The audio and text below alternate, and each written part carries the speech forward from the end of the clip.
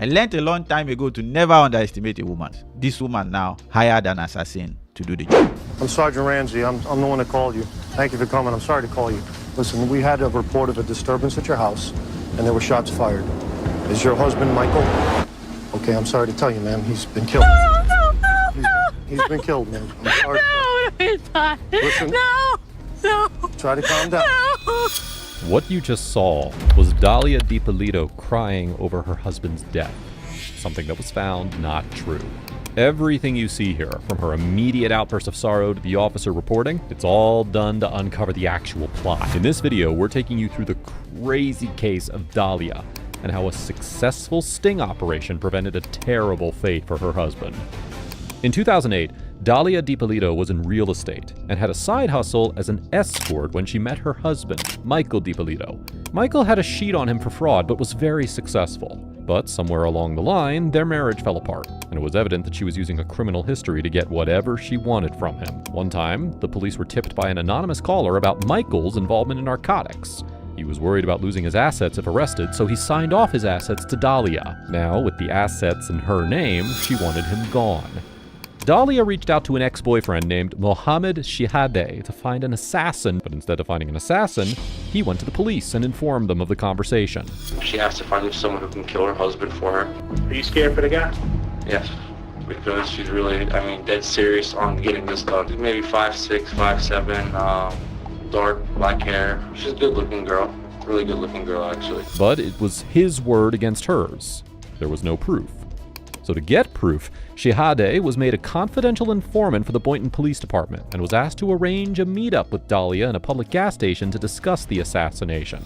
This guy's a professional. It's not his mom is not going to get suspicious of you or anything like that. Why me? Like, do you know what knowing somebody is? Nobody's going to be able to point a finger at me. And to conclude this conversation, Shihadeh tells her that the hitman wants $1,200 to buy a gun. And surprisingly, she counts it out and gives it to him, along with a picture of her husband. Wipe my pants off the pictures. Really? You're gonna give him something with fingerprints all over? This is when the detectives realize that this lead is actually a potential murder case. So now the police decided to plan this sting operation to gather as much evidence as there is. In 2 days, Dalia is called to meet with the assassin, who is actually Officer Whitty G, an undercover cop. After she gets into his car, the two discuss how the attack will take place. Got a picture of the house or whatever. How soon can we get everything going? Well, it's up to you. I mean, I need to sound like this week, but like my understanding of everything was that like, you know, I was gonna give you what I gave you, and then that was everything. Until after the fact. And then after the fact, I guess you were gonna come and like find me or whatever. I mean, I'm good for it. Like, it's not like I don't have it or anything. I mean, I know not to fuck around with you. You know certain things, whatever. Like, you know what I mean? Like, you obviously know where I'm at. I could get it done by Wednesday if you want me to. You understand? But I gotta do my homework, you know? Right. I gotta, know exactly where the place is and how to get out of there, how to get in and out, you understand, what the neighbors want. I gotta call the cops, report a shooting to see how fast they get to that location. There's a lot of stuff I gotta do. Okay. That's gonna cost me a lot of money. So if we go ahead and we do it, like, at the house, like, how soon could you do it? And I could do it Wednesday morning. It's gonna be like I break into the house, didn't think he was gonna be home because everybody works in the daytime. Right. I'm gonna think he's at work, but when he's not at work, then, he gets two in the head. That's it, I take a couple things with me, break a couple windows, make it look like a robbery that went bad, and it's all over. I'm gone out of there. We're just going to be asking you questions, although they know it's going to be obvious what it is, and they already know, but, they're going to ask questions, because that's how they got to do it. But I don't know how well you handle pressure. You understand? I don't know, because I don't want... No, I'm not going to, I'm a lot tougher than what I look. I know you see me and you're like, oh, what a cute little girl, whatever. But I'm not. You are. You're extremely beautiful. Thank you, but, I just need to make sure everything's going to take care of. Between now and when it's done, you're not going to have an opportunity to change your mind. Even if you change your mind, you're not talking to them. There's no changing, there's no, like, I'm determined already. I'm positive, like, 5,000% sure, like, around 6:30, 7 o'clock. He always walks the dog in the morning. Okay. He walks the dog across, like, over where the lake is, and our door is always unlocked. Let me ask you one question here that's kind of puzzling, or that we would like answered if we can. What's her motivation for having you killed? I mean, like, why not just get divorced? Or did she ever mention divorce or separation? And Never. so, what, in your mind, what's her motivation? We just purchased. Insurance policy? No, we just purchased a home, and I just actually signed the title over to her until I could straighten out my other problems with probation, and also, you know, the $200 and some thousand she stole from me. I think is a big motivation. So basically, I guess with my home and everything else, $500,000 of motivation. Was that money used like restitution to pay back your victims? It was supposed to be for that. Yeah. Right. And she stole it. You got no proof. So with that, the husband was brought in on the plan and asked to be at the station during the hours of the fake planned hit. At this time, Dahlia was told to be at the gym, her designed alibi. So while she was there, the police called her and immediately asked her to come home, which she knew was where her husband was meant to be killed. To her, this would be the police calling her to be informed of her husband's demise, so she had to act accordingly. Why don't you be the judge and see how she did? I'm Sergeant Ramsey. I'm the one that called you. Thank you for coming. I'm sorry to call you. Listen, we had a report of a disturbance at your house, and there were shots fired. Is your husband Michael? Okay, I'm sorry to tell you, ma'am. He's been killed. He's been killed, man. I'm sorry. No, he's not. Listen. No. Try to calm down. No. Listen, right now we need to get you to the station. No. We need to get you to our police station. I want to see him. I can't let you see him, man. We have to do our job. If you want us to find his killer, okay, we need you to calm down. I'm going to need you to go with these detectives, okay? Does he have enemies? Is there anyone that would want to hurt him? Okay, who would want to hurt him? Witnesses said they saw a black male running from me. I can't let you see him, ma'am. Ma'am, I cannot do this right now. Ma'am, I can't do it. Detective Yopi, I need you to take her to the station. I can't. Ma'am, go with these detectives. If you want to help your husband, okay? If you want to help your husband, you need to go to the station with these gentlemen and tell us everything you know about who he knows, who he's connected to. Don't worry, we've already taken care of your dogs with animal control for right now. Stand up, please.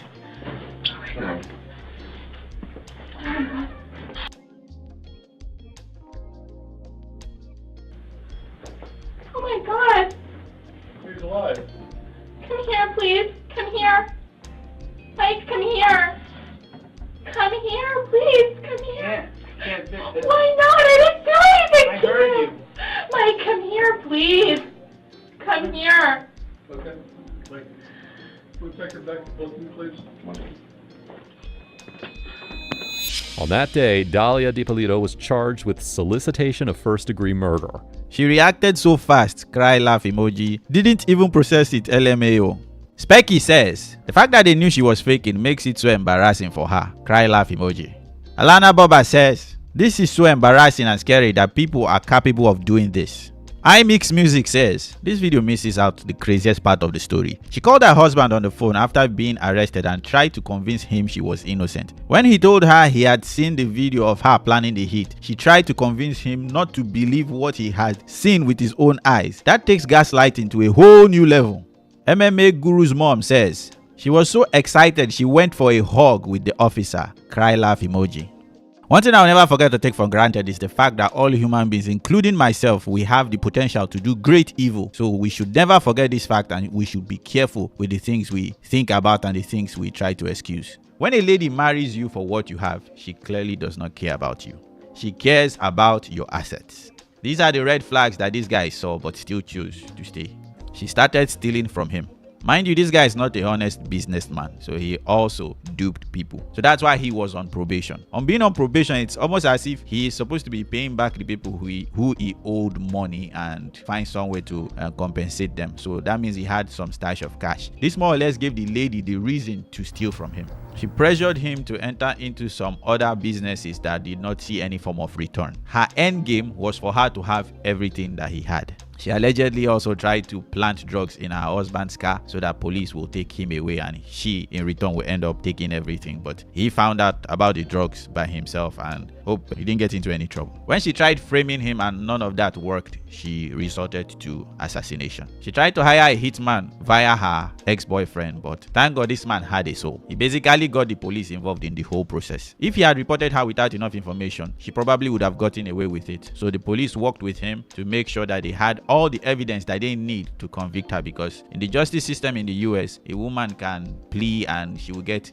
better leniency or just accuse the guy being that, okay, this guy probably was jealous of me and he's accusing me of wanting to kill my husband, different kind of things. And the case can go out. So they need all the evidences so that the court will not throw out the case. So what I think went through the guy's mind is, if I go and report her without any evidence now, or go and report her directly, I might enter into trouble, and if she gets out of it, I might be the next target of her assassination. So he probably thought this thing through. Okay, I don't want to help her to kill anybody, and at the same time, she should not go scot-free because I might be next. So let me work with the police. That's what went through my mind, and I think that was what also went through his mind. So he did the right thing, and at the same time, he protected himself. So in the end, people have to be very careful with the people they bring into their lives. Whether you are a man or a woman, you have to be careful. When you get married, you people become one. Nobody knows what and how you are suffering in that marriage. Hopefully, they don't hear of your demise before they hear of your problems. In the end, you are not an island. We all have blind spots.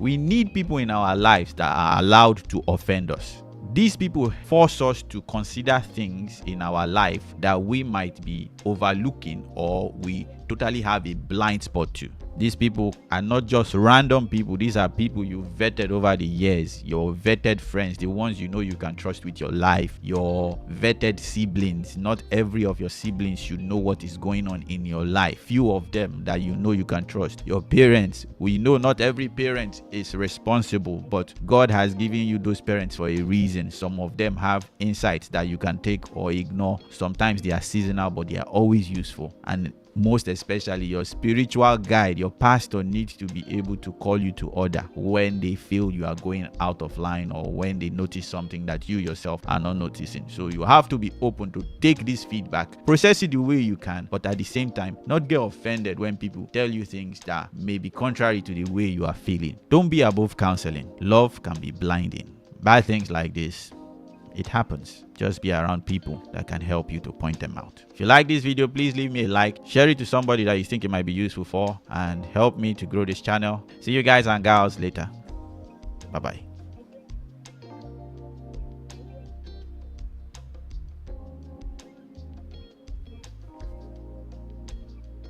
Subscribe!